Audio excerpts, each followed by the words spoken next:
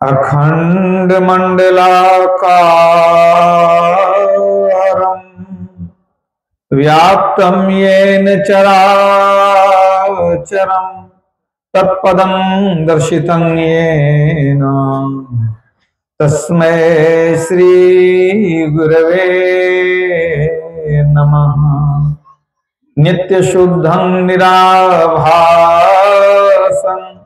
निराकारं निरंजनं नित्यबोधं चिदानंदं गुरुं ब्रह्म नमाम्यहम्। बोलिए प्रेम से श्री सद्गुरु महाराज की जय। परमाराध्य गुरुदेव के पावन श्री चरणों में कोटिशः नमन। वंदनीय साधु समाज, आदरणीय प्रतिष्ठित ग्रामवासियों, धर्म प्रेमी सज्जनों, माताओं, बहनों तथा प्यारे बच्चों, आज हम लोग इस सत्संग मंदिर के सामने प्रांगण में सत्संग का आनंद ले रहे हैं।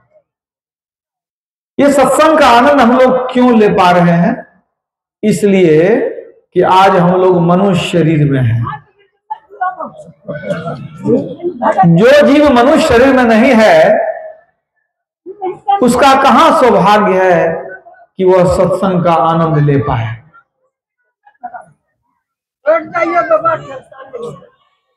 ज्ञान, वैराग्य, भक्ति, योग, सत्संग, इन सब का आनंद कौन ले सकता है? जिसको मनुष्य शरीर की प्राप्ति हुई है। वास्तव में यह मनुष्य शरीर बड़ा ही विलक्षण है।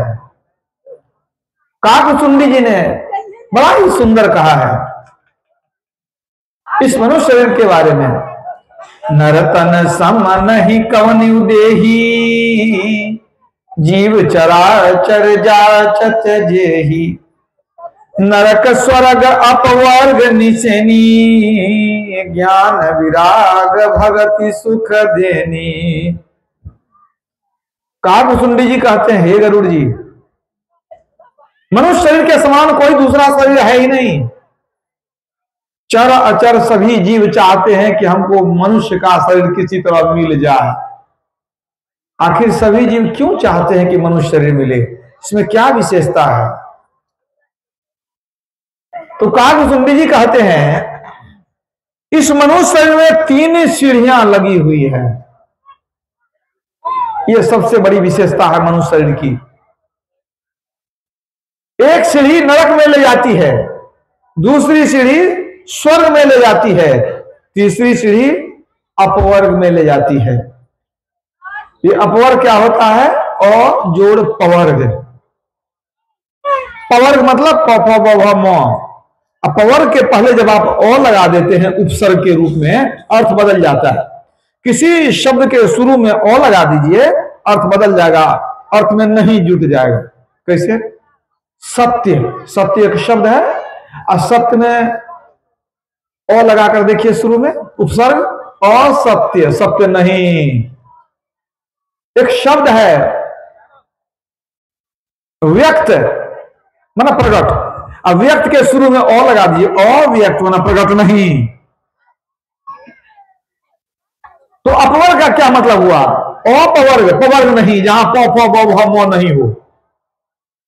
एक स्थान है नरक, दूसरा स्थान है स्वर्ग, और तीसरा अपवर्ग, जहां पवर्ग नहीं हो। क्या मतलब हुआ? एक ऐसा स्थान है जहां प से पाप पुण्य नहीं, फ से फलाशा नहीं, ब से बंधन नहीं, भ से भय नहीं, और म से मृत्यु भी नहीं। उसे ही परम पद या मोक्ष पद कहा गया है। उसी को मुक्ति या निर्वाण भी कहते हैं। तो केवल मनुष्य शरीर के अंदर यह विशेषता है कि मनुष्य चाहे तो नरक चले जाए, चाहे तो स्वर्ग चले जाए, चाहे तो मोक्ष में चले जाए, तीनों तरफ जा सकता है। सभी जानते हैं कि नरक में जीव को बहुत यातनाएं दी जाती है। कोई नरक जाना नहीं चाहता है। जो घोर से घोर पापी है वो भी सोचता है नरक नहीं जाए, वो भी कुछ तिकड़म लगाते रहता है। क्या? सोचता है अच्छा 100 पाप किए होंगे तो हम 150 पुण्य कर लेंगे, हमारा पाप खत्म हो जाएगा, 50 पुण्य बच जाएगा। ये तिक्रम लोग लगाते हैं। लेकिन याद रखिए, पाप पुण्य में जोड़ घटाव नहीं होता है। क्या 5 ही पाप किए हैं तो 10 पुण्य कर लेंगे, पाप खत्म हो जाएगा? खत्म नहीं होता है। पाप अलग भोगना पड़ेगा, पुण्य अलग भोगना पड़ेगा। युधिष्ठिर जी महाराज बड़े धर्मात्मा थे, धर्मराज युधिष्ठिर, उनको थोड़ा झूठ बोलने के कारण नरक देखना पड़ गया।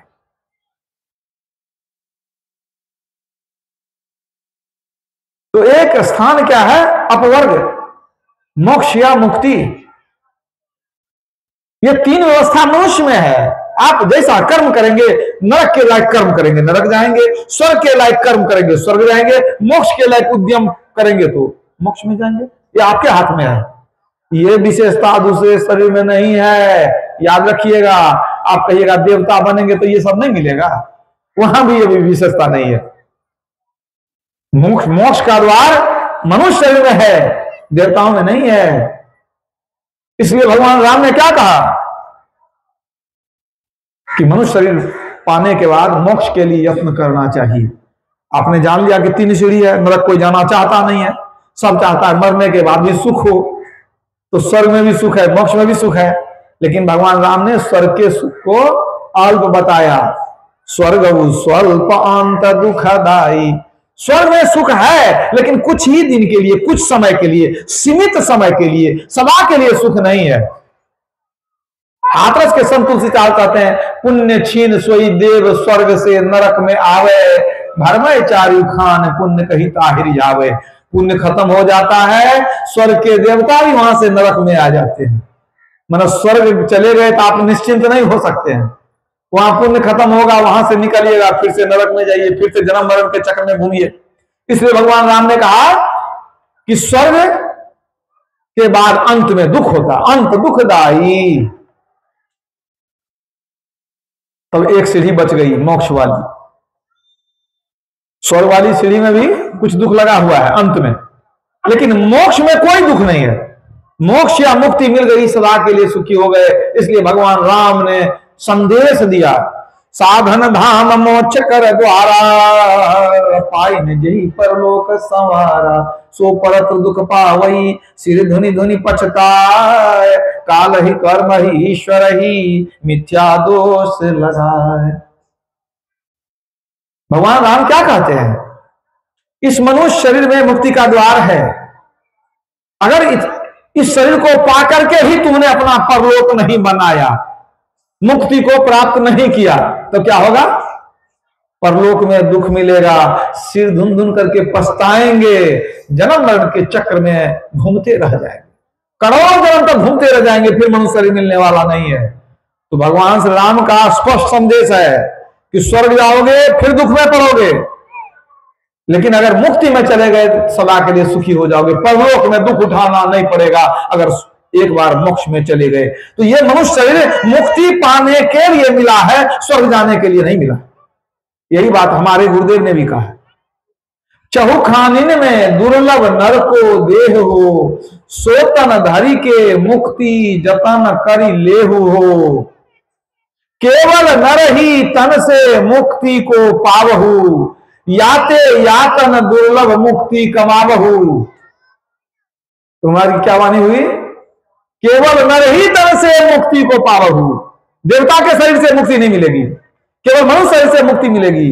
याते यातन दुर्लभ, इसलिए शरीर श्रेष्ठ है, दुर्लभ है। मुक्ति कमावहु, मनुष्य शरीर मिला है, मुक्ति रूपी धन कमा लो। तो भगवान राम भी कहते हैं मुक्ति को प्राप्त करो। हमारे गुरुदेव की भी यही आज्ञा है, मुक्ति को प्राप्त करो। अब मुक्ति मिले तो कैसे? लोग तो सोचते हैं बाहरी पूजा पाठ करते हैं मुक्ति मिल जाएगी, या फिर शरीर छूटेगा, अब बेटा जब आग देगा, अब पंडित जी जब बढ़िया से मंत्र पढ़ेंगे श्राद्ध कर्म में, अपने मुक्ति मिल जाएगी। लेकिन ये सब भ्रम है। कबीर साहब ने कहा है, मुक्ति न होवे नाचे गावे, मुक्ति न होवे मृदंग बजावे, मुक्ति न होवे साखी पद बोले, मुक्ति न होवे तीरथ डोले। बाहर में भटक के मर जाएंगे, पूजा पाठ करके मुक्ति मिलने वाली नहीं है। तो मुक्ति कैसे मिलती है? तो दूसरे पद में कबीर साहब ने बड़ा सुंदर कहा है, देव पूजते हिंदू मर गए, तुरक मुए हज जाई, जटा बांधते जोगी मर गए, इनमें किन्हू न पाई। क्या नहीं पाई? मुक्ति के संबंध में कहते हैं कि देवताओं को पूजते पूजते हिंदू लोग मर गए, मुक्ति नहीं मिली। मुसलमान लोग हज कर करके मर गए, मुक्ति नहीं मिली। जटा बांधते जोगी मर गए। कितने जोगी लोग अपना रूप बनाने में रह गए, कोई जटा बनाने में, कोई भस्म लगाने में, कोई माला, रंग बिरंग का माला पहनने में, बहुत तरह से रूप आडंबर बनाते हैं। लेकिन कहते हैं कि जटा बनाने वाले जोगी भी मर गए, उनको भी मुक्ति नहीं मिली। तब आप उनके मन में होगा कि देवताओं को पूज के हिंदू लोग मर गए, मुक्ति नहीं मिली। मुसलमान लोग हज कर करके मर गए, मुक्ति नहीं मिली। और जोगी लोग जटा बनाने में रह गए, मुक्ति नहीं मिली। तो आखिर मुक्ति मिलती कैसे है? तो फिर कबीर साहब उत्तर देते हैं, जो नर जोग जुगति करी जाने, खोजे आप शरीरा, तिनके मुक्ति संशय नाही कहत ज्वलाह कबीरा। क्या कहते हैं? जो व्यक्ति योग की जुक्ति जान गया, योग करने का तरीका सीख लिया, अब तब वह मुक्ति को खोजता है। कहां खोजता है? बाहर में नहीं, खोजे आप शरीरा, अपने शरीर के अंदर में ही खोज रहा है। इनके मुक्ति संशय नाही कहत ज्वला कबीरा। ये कबीरा कहता है उसके लिए मुक्ति कोई बड़ी चीज नहीं है, उनको मुक्ति अवश्य मिलेगी। मतलब क्या हुआ कि जो की जुक्ति जानेंगे, अपने अंदर में मुक्ति को खोजेंगे, तब मुक्ति मिलेगी। कबीर साहब को मुक्ति मिल गई। तो कबीर साहब ने क्या चर्चा किया कि योग की युक्ति के द्वारा ही मुक्ति मिलेगी। याद रखिए, अब योग शब्द आ गया। अब योग क्या है? भगवान शिव ने भी योग की चर्चा की। अभी पूर्व वक्ताओं से आप बहुत सुन रहे थे इस संबंध में। भगवान शिव से ब्रह्मा जी ने पूछा, हे त्रिशूल पाणी, संसार के समस्त मनुष्य त्रय शूल से व्यथित हो रहे हैं। इन त्रय शूल को निर्मूल करने का कोई निर्भूल उपाय हो तो वह बता दीजिए। मतलब जीव को मुक्ति कैसे मिलेगी, बता दीजिए। तो भगवान शिव ने क्या कहा, योग हीनं कथं ज्ञानं मोक्षदं भवति भो, योगोपि ज्ञानहीनस्तु न क्षमो मोक्ष कर्मणि, तस्माद् योगं च ज्ञानं च मुमुक्षुर्मभ्यसेत्। अर्थात हे ब्रह्मा जी, योगहीन ज्ञान से मुक्ति नहीं होती, ज्ञानहीन योग से भी मुक्ति नहीं होती। कोई अगर ज्ञान योग दोनों का अभ्यास करेगा तो मुक्ति मिलेगी। ज्ञान और योग दोनों का अभ्यास करना पड़ेगा। भगवान शिव कहते हैं ज्ञान मन जानना। कैसे जानेंगे? सत्संग में आएंगे तो जानेंगे। बिनु सत्संग ज्ञान नहीं उपजे, कर ले जतन हजार रे। ज्ञान की क्या जरूरत है? आप ये समझिए, योग क्यों करेंगे, योग कैसे करेंगे, योग के कितने प्रकार हैं, जब जानेंगे तब ना करेंगे। जानने के लिए ही तो ज्ञान हुआ। आप जो योग करेंगे उसको ठीक से पहले जानिए, यही है ज्ञान। तो जानेंगे कहां? साधु सत्संग में आकर के, सत्संग में आकर के जानेंगे। तो ज्ञान मन जानना, मन सत्संग करना। अब दूसरी बात है योग। तो भगवान शिव कहते हैं कि सत्संग में जाकर के ज्ञान को प्राप्त करो और उसके बाद गुरु से योग की युक्ति सीख लो, तब मुक्ति मिल जाएगी। ज्ञान भी चाहिए और योग भी चाहिए। योग शब्द आ गया। अब कुछ लोगों के मन में होता है कि योग बड़ा कठिन चीज है। योग का मतलब हुआ कि घर द्वार छोड़ दीजिए, बैरागी हो जाइए, अन्न जल त्याग दीजिए, भस्म लगा लीजिए, जंगल में रहिए, गुफा में रहिए, इसी को योग कहते हैं। वास्तव में ये योग नहीं है। योग को समझिए, योग क्या है। भगवान श्री कृष्ण ने गीता में योग का उपदेश दिया है। अध्याय 6 श्लोक 46 में भगवान श्री कृष्ण अर्जुन को कहते हैं, तस्माद् योगी भवार्जुन, हे अर्जुन तुम योगी बन जाओ। फिर उन्होंने योग की विशेषता बतलाई कि जो योगी होता है वह तपस्वी से श्रेष्ठ है, वो ज्ञानियों से श्रेष्ठ है, वह कार्मिक से भी श्रेष्ठ है, इसलिए तुम योगी बन जाओ। अब जरा विचार कीजिएगा, भगवान कृष्ण को अर्जुन से कुछ संबंध था, आप लोग शायद जानते होंगे। भगवान कृष्ण की बहन सुभद्रा से अर्जुन का विवाह हुआ था। इस नाते बहनोई हुए कि नहीं? भगवान कृष्ण के बहनोई हो गए अर्जुन। अब भगवान कृष्ण अर्जुन को कहते हैं तू योगी बन जा। अगर मान लीजिए योगी का मतलब हुआ कि घर द्वार छोड़ करके जटा बहा करके जंगल में रहना, तो कोई आदमी पागल है अपने बहनोई करके हमारी बहन को छोड़कर तू जंगल चला जा, भस्म लगा ले, तू त्यागी बैरागी हो जा, मतलब संसार को त्याग करके जंगल चले जाओ। आप ही सोचिए, वो संबंधी थे उनके, कोई भला कहेगा कि तू सब कुछ छोड़ के सीधे कहते भाई तू राजपाट का मोह छोड़ दो और जंगल चले जाओ, तब कहते कि परिवार का झंझट तेरा छूट जाएगा। वो कहते हैं तुम योगी ही बन जाओ। अब और बात समझिए, कहने वाला भी गृहस्थ है और सुनने वाला भी गृहस्थ है। भगवान कृष्ण क्या गृहस्थ नहीं थे? उनको भी योग मालूम है, योग क्या होता है। और वह अर्जुन को समझा रहे हैं तू योगी बन जा। तो यह कौन योग है? वास्तव में घर छोड़ देना, भस्म लगा लेना, काम धाम छोड़ करके निखट्टू बैठ जाना या गुफा में चले जाना, यह योग नहीं है।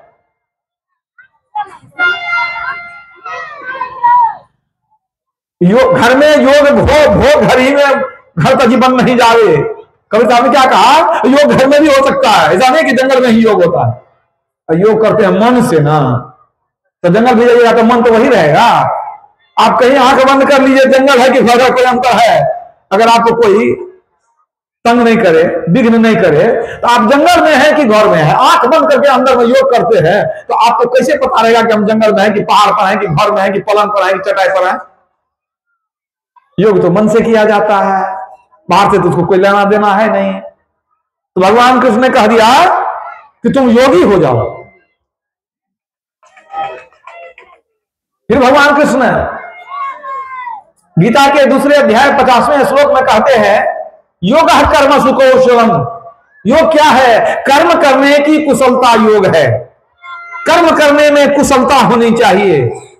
कर्म करने में कुशलता कैसे होगी? इसका क्या मतलब हुआ? जो कर्म करते हैं संसार का, कर्तव्य समझ के करें, उसमें आसक्ति नहीं रखें, भोग की भावना नहीं रखें, मन अनासक्त होकर के काम करें। अनासक्त जग में रहो भाई, अब दमन करो इंद्रिय दुखदाई गुमाने का। तो योग करने में कुशलता क्या है कि काम जो करें, योग कर्म सुकौशलम, कर्म करने की कुशलता। तो कर्म करने में कुशलता कैसे होगी?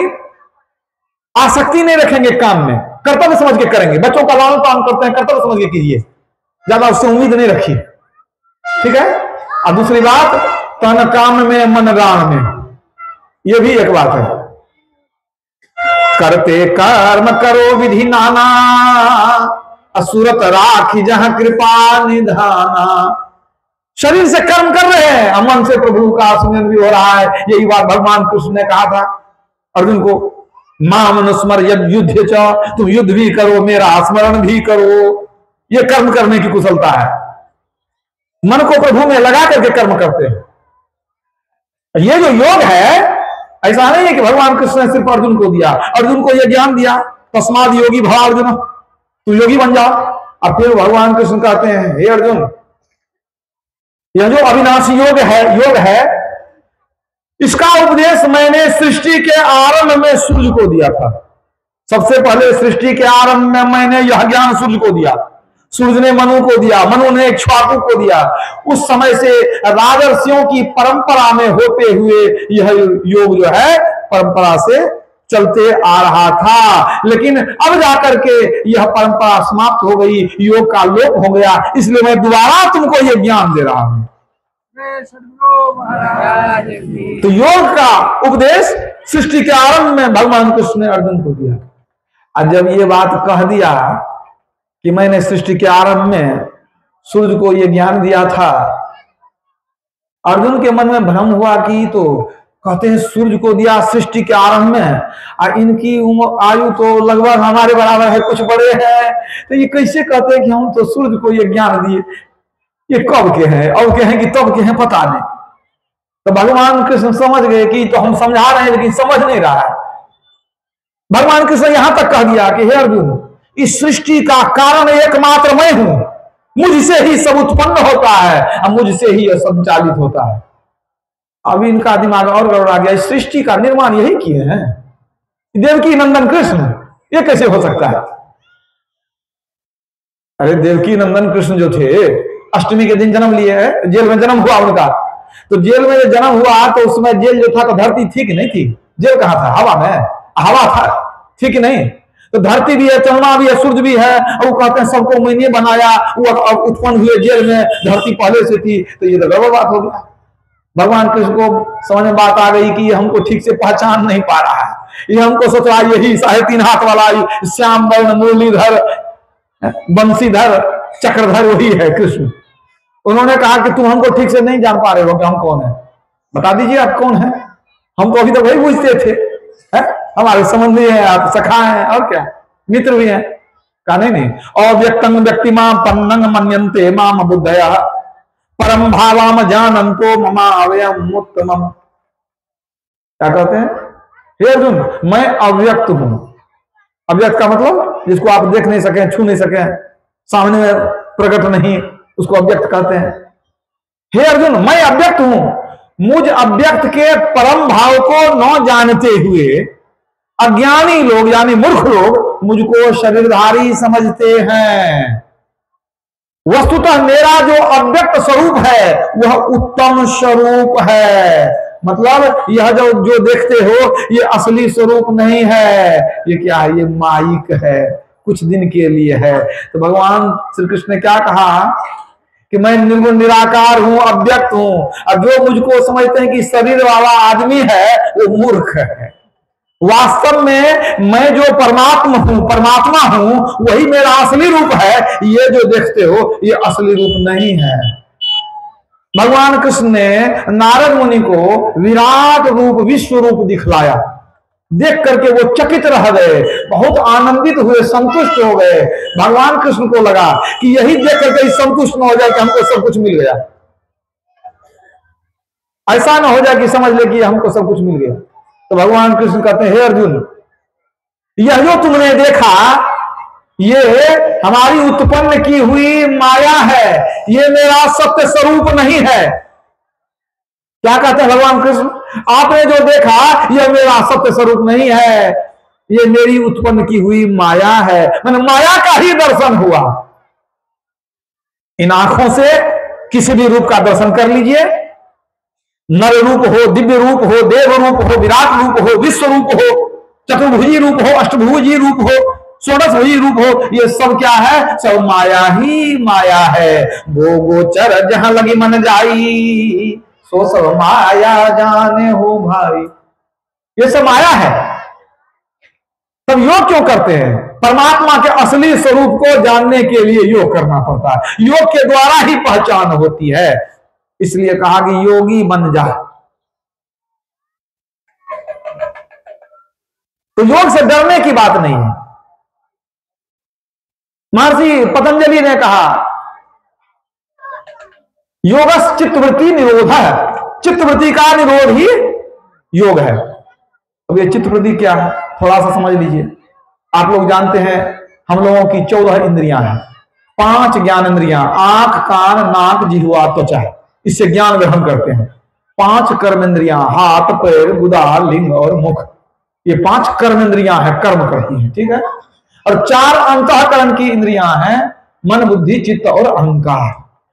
उसी में एक चित्त आया, मन, बुद्धि, चित्त, अहंकार। तो ये जो चित्त है ये भी अंतःकरण की इंद्रियां हैं। ये क्या काम करती है? ये जो है ये सतोगुनी है, ये हमेशा चेतन तत्व से लगी रहती है, मतलब परमात्मा से लगी रहती है, आत्मा से लगी रहती है। तो ये जो चित्त है इसके द्वारा ही शरीर, इंद्रियों और मन को चेतन की शक्ति मिलती है। मैंने एक तरफ है चेतन आत्मा और इंद्रियां हैं, और बीच में माध्यम क्या है? माध्यम है ये चित्त। चित्त के द्वारा ही मन को, शरीर, इंद्रियों को चेतन की शक्ति मिलती है और ये काम करती है इंद्रियां। तो चित्त जो चेतन से जुड़ा हुआ है इसमें स्पंदन होते रहता है और तब ये मन काम करता है। तो चित्तवृत्ति का निरोध का मतलब है मन का शांत हो जाना, मन को जो है मैंने अक्रिय कर देना। तो चित्तवृत्ति का निरोध मतलब मन को शांत करना, एक ही चीज पर दृष्टि मन स्थिर रहे, वह है चित्तवृत्ति का निरोध। यह कैसे होगा? यह भी योग के द्वारा होगा। मन को वश में करना योग के द्वारा ही होता है। तो महर्षि पतंजलि ने कहा कि चित्तवृत्ति के निरोध को योग कहते हैं। उन्होंने योग के 8 अंग बता दिए। बच्चे लोग जो बाजा बजा रहे हैं, आप ध्यान दीजिए, ये सब विघ्न बाधा है, जो बेच रहा है उसको भगा दीजिए यहां से। तो चित्तवृत्ति का निरोध योग है। तो योग के 8 अंग का वर्णन किया महर्षि पतंजलि ने। यम, नियम, आसन, प्राणायाम, प्रत्याहार, धारणा, ध्यान और समाधि। अभी इन 8 का ज्यादा वर्णन करने लग जाऊं तो समय अभी नहीं मिलेगा, स्वाभाविक है, समय बहुत हो गया है। तो ये 8 अंग बतलाए गए हैं। इसी के अंदर में क्या है? धारणा, ध्यान और समाधि योग का सर्वोत्कृष्ट अंग है। योग की ऊंची दशा में ध्यान और समाधि का वर्णन होता है। इसको समझिए, ध्यान समाधि ये असल में योग है, योग का प्रतिफल है। और गुरु नानक देव जी महाराज भी समझाते हैं कि योग से डरना नहीं चाहिए, लोगों को योगी बने बिना ईश्वर मिलेंगे नहीं, लेकिन योग ऐसा नहीं कोई भयावह चीज है। तो नानक साहब क्या कहते हैं?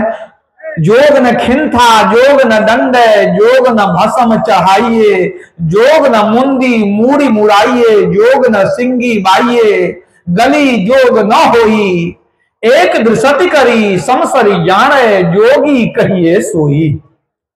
जोग के नाम से भय मत खाइए, डरने की बात नहीं है। क्या कहते हैं? जोग न खिंथा, जोग न दंड, जोग न भस्म चढ़ाइए।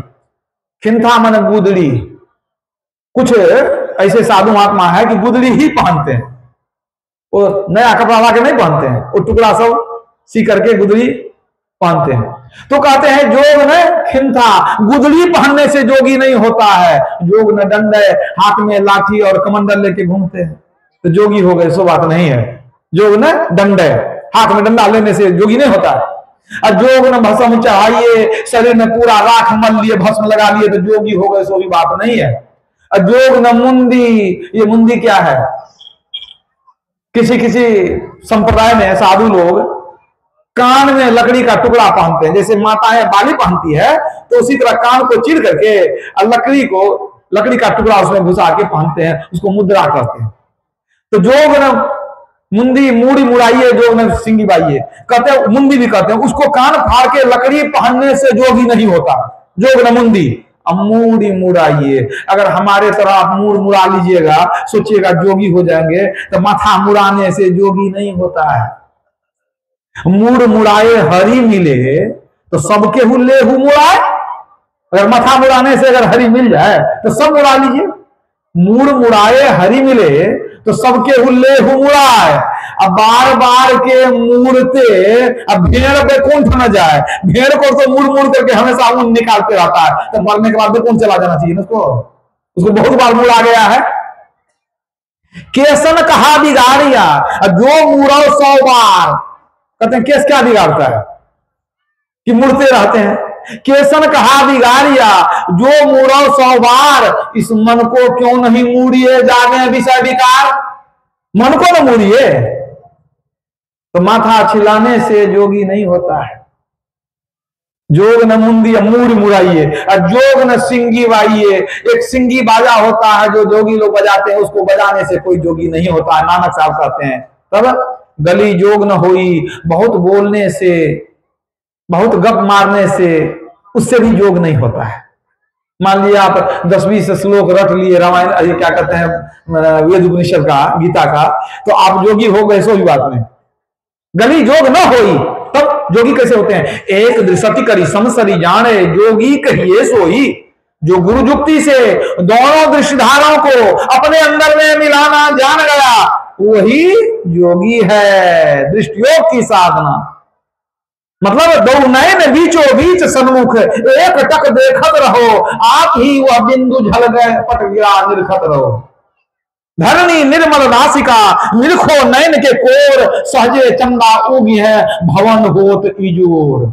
यह है जोग। अंजन माही निरंजन रहिए जोग जुगति पाइए। नानक साहब क्या करते हैं फिर आगे, जो करने से क्या मिलेगा आपको? अंजन माही निरंजन रहिए।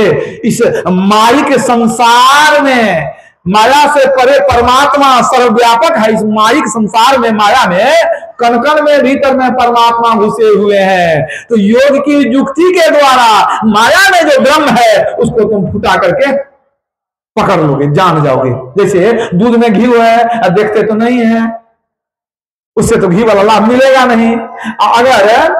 अगर मथानी से ठीक ठीक उसको मथा जाए तो क्या होगा? घी निकल जाएगा, घी का काम हो जाएगा।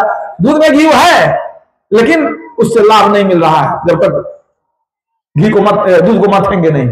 मेहंदी में लाली है, देखते नहीं है, उसको पीसते हैं, कूटते हैं, उसके बाद लाली निकलती है। उसी तरह इस अंजन में, माया में ब्रह्म है, देखते नहीं है। जो की युक्ति से उसको अलग कर लेंगे, अलग कर लेंगे तो चेतन तत्व की पहचान हो जाएगी, परमात्मा की पहचान हो जाएगी। इसलिए नानक साहब क्या कहते हैं? अंजन माही निरंजन रहिए जोग जुगति पाइए। फिर आगे क्या कहते हैं वो? जोग न बाहर मही मसानी, अजोग न तारी लाइए, अजोग न देश देशंतर भविये, अजोग न तीरथ नाइए। जोग न बाहर मढ़ी मसानी, श्मशान घाट में खोपड़ी बना के रहने लगे तो आप जोगी हो गए, सो बात नहीं है।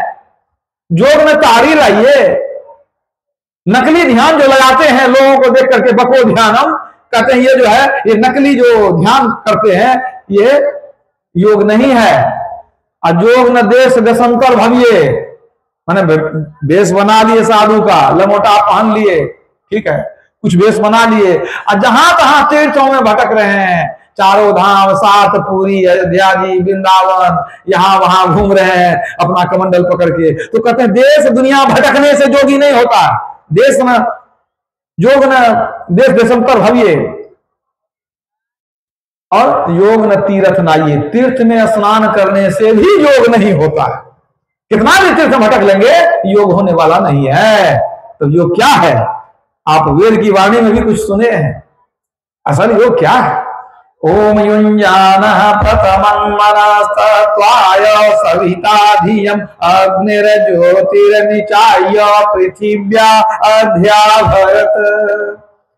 वेद भगवान उपदेश करते हैं मनुष्यों, उस ईश्वर को तत्व से जानने के लिए तुम पहले बुद्धि योग करो, उसके बाद मानस योग करो, उसके बाद अग्नि की ज्योतियों का योग करो। तीन तीन योग बतला दिया वेद भगवान ने। ये है असली योग। बुद्धि योग सीधा मतलब सत्संग, जहां जाकर के बुद्धि ठीक रहे, जहां जाते रहने से आपकी सुमति बनी रहे, बुद्धि ठीक रहे, मन ठीक रहे। तो सबसे पहली बात क्या है? सत्संग। यही है बुद्धि योग। सबसे पहला वेद में क्या कहा गया? ईश्वर को पाने के लिए पहले बुद्धि योग करो, मतलब सत्संग करो, फिर मानस योग करो। मानस योग मतलब मानस जप और मानस ध्यान, ये भी योग है। उसके बाद ज्योति योग, अंदर में प्रकाश को खोजना। खोज करो अंतर उजियारी, दृष्टिवान कोई देखा है, गुरु महाराज ने कहा प्रकाश को खोजो। यही बात भगवान श्री राम ने हनुमान जी को कहा था, हे हनुमान जी आप प्रकाश को खोजिए। क्या कथा सब पढ़ते रहते हैं? बहुशास्त्र कथा कंठारो मंथेन वृद्धे विकिम अन्वेष्टव्यं प्रयत्नेन मारुते ज्योतिरांतरम। हे वायुसुत हनुमान, अनेक शास्त्रों की कथाओं को मथने से क्या मिलेगा? अत्यंत प्रयत्न पूर्वक अंतर की ज्योति को खोजिए। वो ज्योति क्या है? ब्रह्म ज्योति, परमात्मा का प्रकाश है।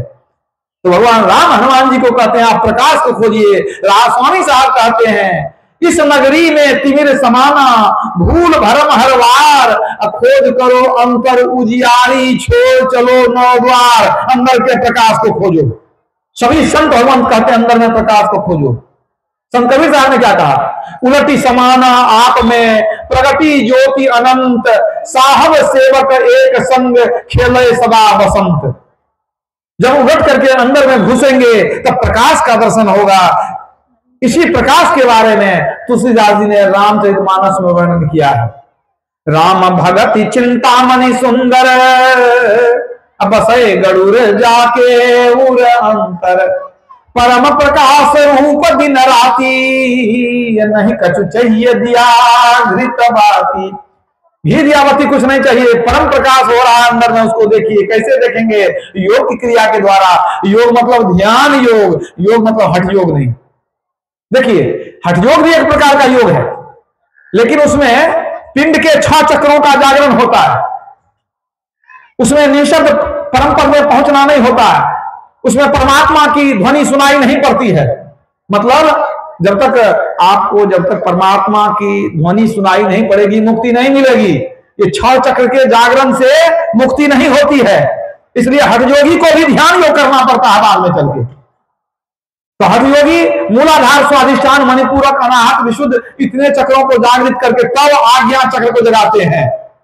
और संत लोग जो है राजयोगी, वो सीधे आज्ञा चक्र का ध्यान बता देते हैं, नीचे के चक्र को जगाने में समय बर्बाद नहीं होगा।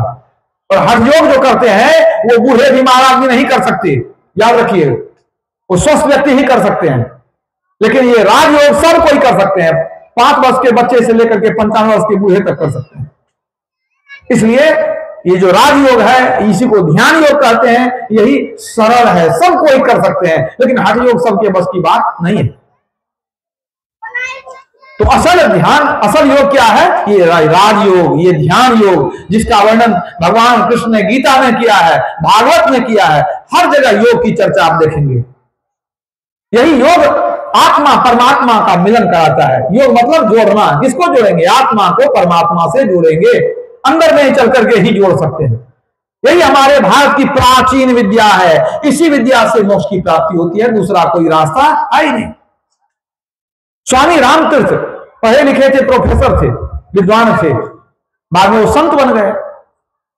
वो एक बार अमेरिका गए, वहां जब गए तो वहां उन्होंने भारतीय योग विद्या का प्रचार करना चाहा कि यहां के लोगों को ये ज्ञान बताएंगे, ये ज्ञान यहां नहीं है।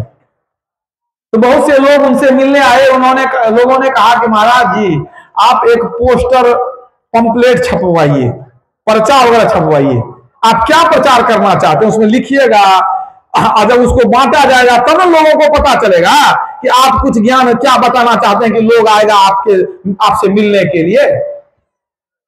तो आप पर्चा पोस्टर छपवाइए, उसको बंटवाइए। स्वामी रामतीर्थ ने कहा कि देखिए, हमारा प्रचार पर्चा पोस्टर से नहीं होता है, बैनर लगाने से नहीं होता। तो कहा तो कैसे आपका प्रचार होगा? कोई आएगा ही नहीं। कहने एक काम कीजिए, इस शहर के जो जाने माने बड़े बड़े डॉक्टर हैं, आप उनको एक बार 10-20 को बुला लीजिए और वही हमारा प्रचार करेंगे।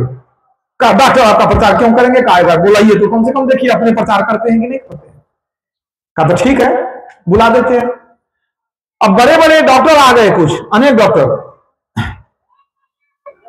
स्वामी रामतीर्थ बिछावन पर लेट गए और उन्होंने कहा, आप 2-4 मिनट के बाद अपना जो है जितना भी यंत्र वगैरह है आपके पास, निकाल करके हमारे शरीर को जांचिए कि शरीर हमारा नॉर्मल है कि नहीं, स्वाभाविक काम कर रहा है कि नहीं। और वो जब लेट गए तो लेट करके सीधे चले गए समाधि अंदर। कहां चले गए कोई ठिकाना नहीं।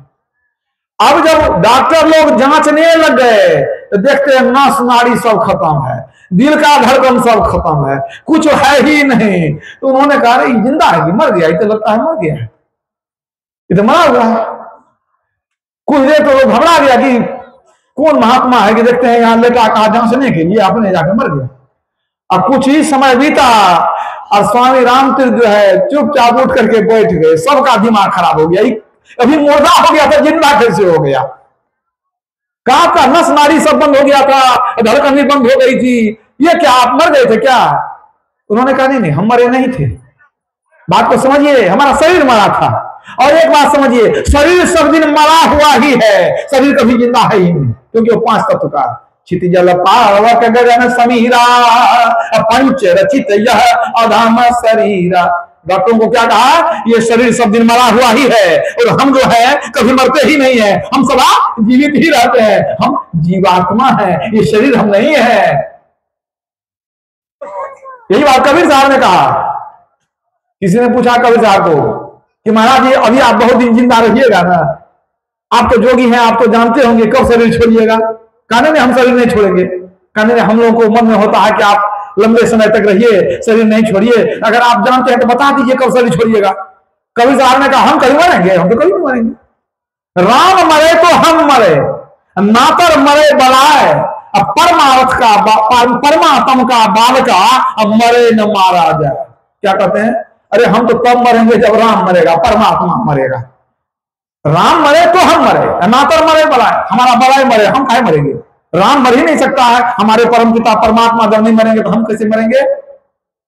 परमात्मा का बालका मरे न मारा जाए। जब परमात्मा अविनाशी है, हम उसी का अंश है, ईश्वर अंश जीव अविनाशी, तो हम कैसे मरेंगे? ना हमको कोई मार सकता है ना मरेंगे।